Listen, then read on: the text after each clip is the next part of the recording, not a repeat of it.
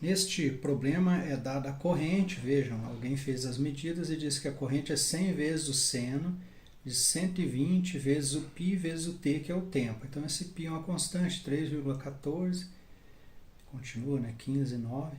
E o que nós queremos saber? Qual é a carga transportada por essa corrente entre o instante t igual a zero e o instante 1 dividido por 240 segundos. Então qual é a carga que essa corrente transporta? A gente lembra que a definição de corrente é a variação da carga no tempo, é a derivada da carga no tempo. Então a gente pensa que manda aqui o que está dividindo, multiplicando, então o dt vai multiplicar a corrente, vai ficar I dt, do outro lado sobra dq. Integrando dos dois lados, a gente tem o que? A integral de dq é igual a integral de dt, né? Então eu tenho que integrar dos dois lados para não alterar a igualdade. O que é mesmo integrar? É somar. Quando eu somo todos os elementos de carga, do lado esquerdo fica a carga total. Do lado direito eu tenho que calcular, ou seja, eu vou pegar a corrente que foi dada e vou colocar aqui, ó, no integrando. Então eu vejo quem que é a corrente, 100 vezes o seno, eu vou escrever lá, ó, 100 vezes o seno. Por que eu tirei o seno da integral? Como é um produto, uma constante multiplicando uma função, a gente pode tirar essa constante do símbolo de integral. E aqui eu coloquei os limites de integração. Quais são? Estou integrando no tempo, é o menor valor do tempo, que é t igual a 0 segundos, até o maior valor, 1 dividido por 240. Então o meu problema basicamente é calcular esta integral, né? Como é que a gente calcula uma integral desse tipo? Eu vou calcular separadamente. Como é que eu calculo a integral do tipo seno de αt dt? Esse alfa é uma constante, e aqui eu tenho os limites de integração, de a até b. Então o que a gente faz? Uma maneira de calcular bem simples é fazer uma mudança simples de variável. Então o que tiver aqui, ó, no argumento, esse αt eu chamo de u. Então no lugar do αt eu vou colocar o u. Agora eu quero escrever esse dt em termos do u, em termos do du. Como é que eu faço então para encontrar o du? Eu vou derivar o u em relação ao tempo. Ou seja, vou derivar o αt em relação ao tempo. Quando eu for fazer essa derivada, o alfa sai do símbolo de derivada, fica só a derivada do tempo em relação ao tempo. A gente lembra que isso dá igual a 1. Imagina, né? Derivar dx em x, derivar o x em x dá 1. Então, dt, derivando aqui o tempo em relação ao próprio tempo, dá 1. Sobra só o alfa. Então, a derivada de u em relação ao tempo é alfa. Eu quero isolar o du, então eu pego o dt que está dividindo, mando multiplicando. Do lado esquerdo fica du, do lado direito alfa dt. Então eu isolo o dt, mando o alfa dividindo. Então dt du sobre alfa. Vou lá na integral, vou colocar no lugar do dt du sobre alfa. E no lugar do αt eu coloco o u. Vejam como é que fica, ó, seno de u.